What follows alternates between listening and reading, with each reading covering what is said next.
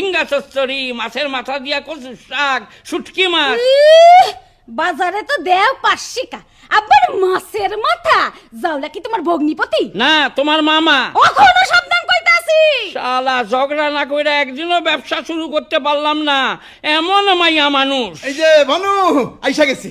আরে আসেন আসেন আসেন সুধীন বাবু, আপনাকে ঠিক 1 মাস বাদে আইছেন, হিসাবে কোনো ভুল নাই।